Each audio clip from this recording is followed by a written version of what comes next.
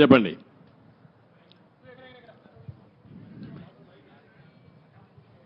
Mic mic hello sir 1 minute mic.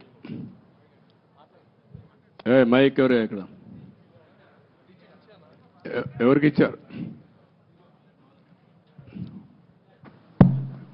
Sir, గత ముఖ్యమంత్రి ఈ రాజధానిలో ఈ బిల్డింగ్స్ పరిశీలించుంటే ప్రజావేదికను కూల్చేసినట్టు ఇవి కూడా డిమాలిష్ చేసేవాడేమో సార్. అది దేవుడు కాపాడాడు. ఒక ఉన్మాది బారి నుంచి ఇంకా ఫర్దర్గా కూల్చేయకుండా దేవుడే కాపాడాడు అమరావతిని. అందుకే నేను చెప్పాను, కొన్ని 16,000 గ్రామాల్లో పూజలు చేసి పవిత్రమైన మట్టిని పవిత్రమైన జలాలను తీసుకొచ్చారు ఇక్కడికి. పార్లమెంటు సాక్షిగా ప్రధానమంత్రి తీసుకొచ్చాడు. మొత్తం ప్రార్థనాలయాలు దేశంలో విదేశాల్లో నుంచి తీసుకొచ్చాం.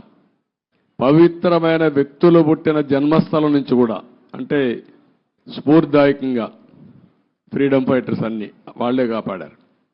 కాబట్టి మీరు కూడా కష్టపడ్డారు, రైతులు పోరాడారు, దేవుళ్ళు సహకరించారు. సార్ 5 సంవత్సరాల నుంచి ఏదైతే నిర్లక్ష్యానికి వదిలేశారో ఈ దాదాపు 80-90% కంప్లీట్ అయింది. అవి ఎక్కడ కూడా చెక్కు చెదరల యాజ్ ఈజ్గా ఉంది. అంటే మన నిర్మాణం కానీ అంతా కూడా బాగానే ఉంది.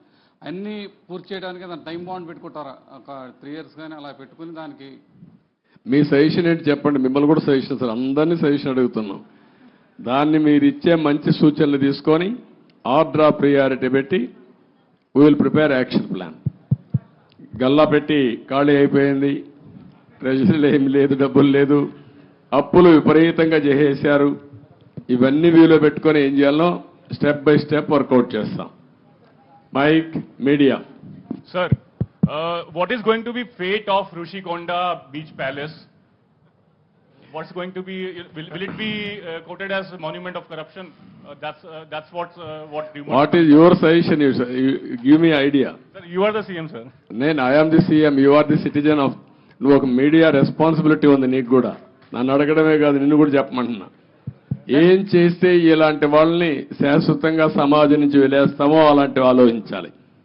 మీరు ఒకటి ఆలోచించండి, ఇక్కడ డబ్బులు లేవు. 500 కోట్ల రూపాయలతో రిషికొండ కొండను కొట్టేసి రిషికొండ అంటే ఏంటి? ఋషులు అక్కడ తపస్సులు చేసిన ప్రాంతం అది. అలాంటి కొండని ఎప్పటి నుంచి కూడా మనం చూసి, ఇప్పుడైతే ఆధునికమైన పనిముట్లు ఇవన్నీ వచ్చాయి, కానీ ఒకప్పుడు విశాఖపట్నానికి వచ్చామంటే ఈ ఓడలు కానీ ఇవన్నీ ఋషికొండను చూసి గుర్తుపట్టి విశాఖపట్నం వచ్చామనే పరిస్థితి ఉండేది.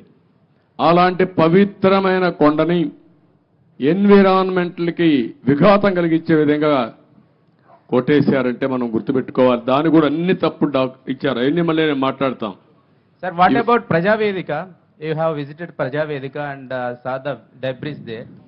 Are you going to remove the debris and reconstruct the Prajavedika same place, or are you going to make it as a museum? ఏం చేయాలి నువ్వు చెప్పు. నువ్వు నిన్ను అడిగితే మీరంతా ఏంటంటే నన్ను క్వశ్చన్స్ అడుగుతున్నారు, నేను మిమ్మల్ని క్వశ్చన్స్ అడుగుతున్నా. ఇప్పుడు మీరు ఆన్సర్ చేయండి. నాకు ఏం చేస్తే బాగుంటుంది. ఇప్పుడు మా మిత్రుడు ఇచ్చాడు శ్రీనివాస్ ఒక మాట. అమరావతి ఉద్యమం 1631 రోజులు. 1 + 6 + 3 + 1 11 అన్ని అంకులు కలిపితే జగన్కు వచ్చిన సీట్లు 11.